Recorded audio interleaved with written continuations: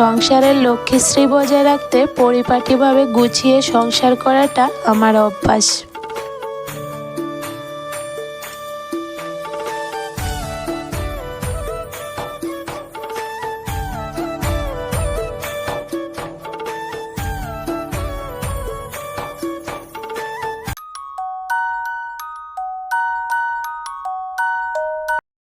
রাধে রাধে বন্ধুরা, good morning. কেমন আছো তোমরা সবাই?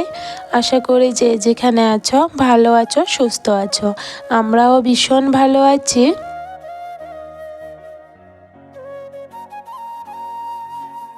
প্রত্যেক দিনের মতো আজকেও সকাল থেকে ব্লগটা শুরু করেছি। তবে একদম সকাল বলবো না, একটু দেরি করে ঘুম থেকে উঠলাম। এখন তো স্কুল নেই, তাই তো ঘুম থেকে উঠে মেয়েটাকে প্রথমে টিফিনটা খাওয়ালাম।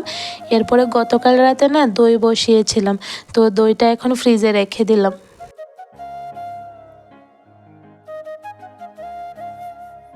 আজকে টিফিনে ম্যাগি রান্না করলাম। অনেক দিন হয়ে গেল ম্যাগি খাওয়া হচ্ছে না, তো ভাবলাম আজকে একটু ম্যাগি রান্না করি।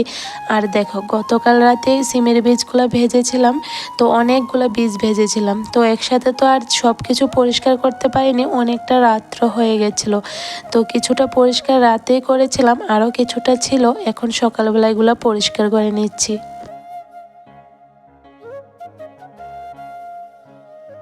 সিমের বীজটা জানো তো, পরিষ্কার করার জন্য আমি একদমই খাই না, কারণ পরিষ্কার করতে না অনেকটা পরিশ্রম আর সময়ও লাগে, আর আমি একদমই পারি না।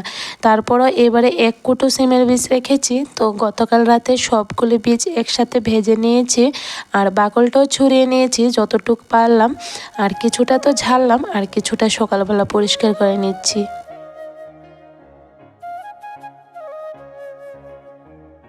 সকালের কিছুটা কাজ শেষ করে প্রথমে স্নানটা সেরে নিলাম। আজকে যাব একটা বাবার আশ্রমে, একটু দরকার আছে। তো দেখো, স্নান করে ঠাকুর পুজোটা দিয়ে নিচ্ছি। তো রান্নাবাড়া কিন্তু কিছুই করিনি, পরে বাবার আশ্রম থেকে এসে তারপরে করব। এখন কিন্তু 9:30 মতন বাজছে, তো বাবা বলেছে 9টার দিকে যেতাম, তবে 9টা তো আর যেতে পারলাম না, একটু লেট হয়ে গেল। তো ঠাকুর পুজো দিয়ে কিন্তু বাবার আশ্রমে চলে যাব।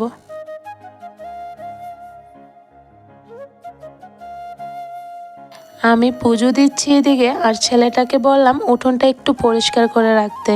এই যে সিমের বীজগুলো ঝেড়েছিলাম, তো বাকুলগুলি না পড়ে আছে, তো ওকে বললাম একটু তুমি পরিষ্কার করে নাও, মা পরে ভালো করে ঝাড় দিব। তো দেখো, ছেলেটা এদিকে উঠোনটা পরিষ্কার করছে, আর আমি এদিকে পুজোটা দিয়ে নিচ্ছি।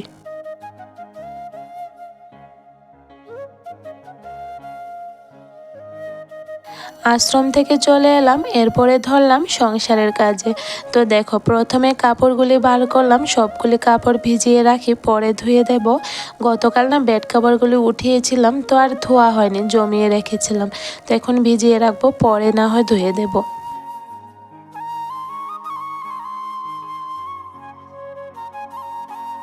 সংসারের কাজ করতে করতে হঠাৎ যদি কোথাও যাওয়া হয় না, এরপরে এসে দেখবে এত একটা তাড়াহুড়ো লাগে, কি বলবো।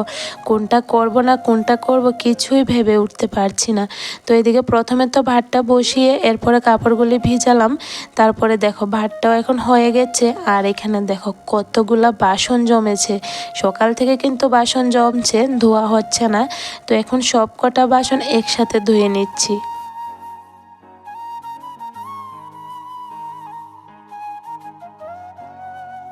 যে পরিমাণে গরম পড়ছে, বাইরে কিছুতেই কাজ করা যাচ্ছে না।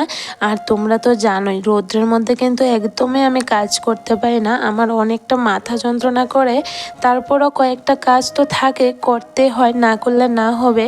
যেমন আজকের যে কাপড়গুলি, এগুলো তো ধুয়ে দিতেই হবে। তো এখানে দেখো, তোমাদের সাথে কথা বলতে বলতে সবগুলা বাসন কিন্তু ধোয়া হয়ে গেছে। এখন বাসনগুলি না এভাবে ডাইনিং টেবিলের উপরে রেখে দিয়েছি, যখন জলটা ঝরে যাবে তারপরে র্যাকের মধ্যে সুন্দর করে সাজিয়ে রাখবো। আগে জানো তো, বাসনগুলি কিন্তু নিচে আমি একটা বস্তার মধ্যে বা কাপড়ের মধ্যে মেলে রাখতাম জলটা ঝরে যাওয়ার জন্য। তারপরে না এখন আর রাখতে পারি না। এই যে আমার ছোট্ট সোনা মেয়েটা, এটা সব কিছু বাসন নিয়ে বাইরে এ ঘরে ওই ঘরে ফেলে রাখে, তাই একটা ঝুড়ির মধ্যে নিয়ে এখন ডাইনিং টেবিলের উপরে রেখে দিই। যখন জলটা ঝরে যায় তারপরে র্যাকের মধ্যে গুছিয়ে রাখি।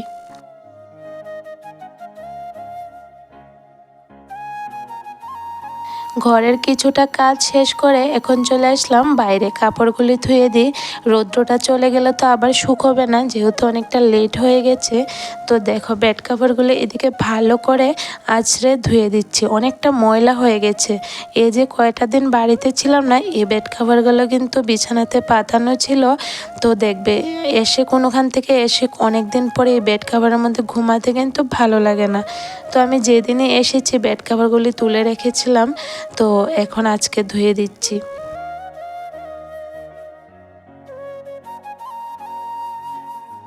এখন আর জানো তো মাঠে কাপড় শুকাতে যেতে হয় না, বাড়িতেই খুব সুন্দর রৌদ্র লাগে, একদম এক রোদেই কিন্তু কাপড়গুলি শুকিয়ে যায়। তো দেখো তোমাদের সাথে কথা বলতে বলতে সব কটা কাপড় ধোয়া হয়ে গেছে, এরপরে চলে যাব রান্নাঘরের কাজে।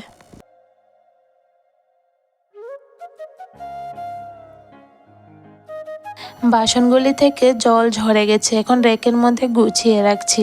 তো বাসনগুলি গুছিয়ে এখন বসে গেলাম সবজি কাটতে। আজকে জানো তো সব সবজি দিয়ে একটা নিরামিষ রান্না করব, সাথে অবশ্যই কাঁঠাল দেব। আমার অনেক দিন ধরে ইচ্ছে করছে এভাবে কাঁঠাল দিয়ে সব সবজি আর সিমের বীজ দিয়ে তরকারি রান্না করে খেতাম, তবে সময় করে উঠতে পারছি না।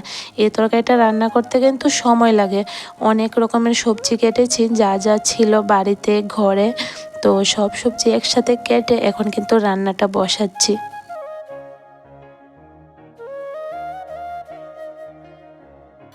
এভাবে সব সবজি কেটে সাথে কাঁঠাল আর সিম বীজ এই দুইটা জিনিস পড়লে কিন্তু সবজির টেস্ট আলাদা হয়ে যায়। আর আমাদের এখানে জানো তো মানে আমার বাবার বাড়ির এদিকে আমরা চৈত্র মাসের সংক্রান্তি মানে একদম লাস্টের দিন কিন্তু আমরা এ তরকারিটা রান্না করি, আর এই তরকারিটাকে আমরা পাচন বলি।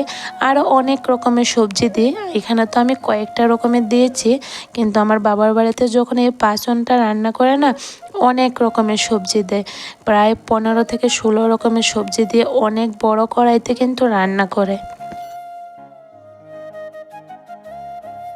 এখানে দেখো তোমাদের সাথে কথা বলতে বলতে আর রান্নাটা করতে করতে কিন্তু গ্যাসের চুলা চাটি সব কিছু আমি মুছে নিয়েছি। তো বেশি একটা নোংরা হয়নি, তারপরেও মুছে নিলাম। আর এদিকে দেখো নিরামিষটা কিন্তু রান্না হয়ে গেছে, লাস্টে একটু ঘি দিয়ে দিলাম। তো অনেকটা লেট হয়ে গেছে, সকালবেলাও আজকে খাওয়া হয়নি, এই যে ম্যাগি খেয়েছিলাম এতটুকুই কিন্তু। তো দেখো এখানে মেয়েটা এখন ঘুম থেকে উঠে গেছে, তো এখানে ছেলে আর মেয়েকে খাওয়ালাম প্রথমে, এরপরে নিজে ভাত নিয়ে বসলাম, এখন খেয়ে নেব।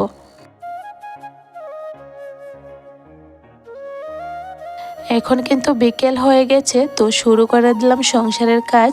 আজকে তো ঘরের কাজ বেশি একটা গোছাতে পারিনি, বাইরের কাজ আর রান্নাঘরের কাজে করলাম, যেহেতু সকালবেলা একটু আশ্রমে গিয়েছিলাম দেরি হয়ে গেল।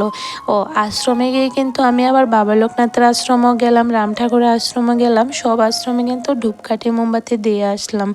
তো কয়েকদিন পর পরে কিন্তু আমার হঠাৎ করে ইচ্ছে করে দেওয়ার জন্য, তো যখন দিয়ে আসি তখন কিন্তু মনটা শান্তি লাগে। তো কয়েকটা দিন ধরে ইচ্ছে করছিল, আর যেতে পারছি না জানো তো, একটার পর একটা সমস্যা হয়ে আসছে, মানে বেড়াতে গেলাম, এরপরে বান্ধবী আসলো, তো সময় করে উঠতে পারছি না। তবে আজকে আর দেরি করলাম না, মা ছেলে মেয়ে মিলে চলে গেলাম আশ্রমে।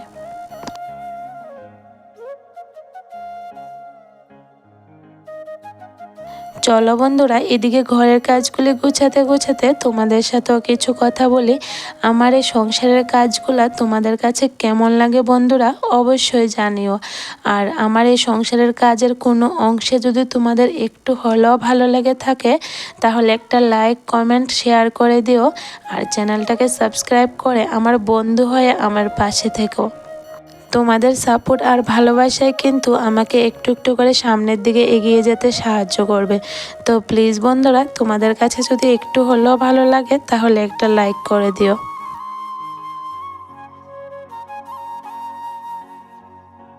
ছেলে মেয়ের ড্রেসও কয়েকটা ধুয়েছিলাম, তো আজকে গুছিয়ে রাখলাম।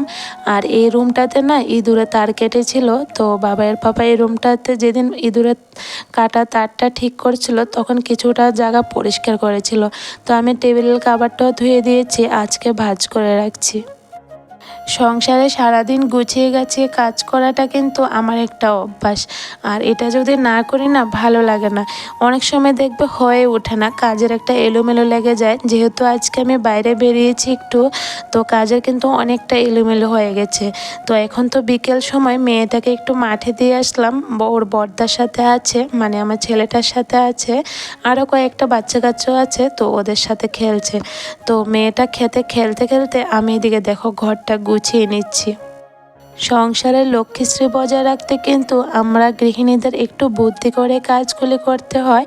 যেহেতু সকালবেলা কাজ করতে পারিনি, তো বিকেলবেলায় কিন্তু কাজগুলি করে নিচ্ছি।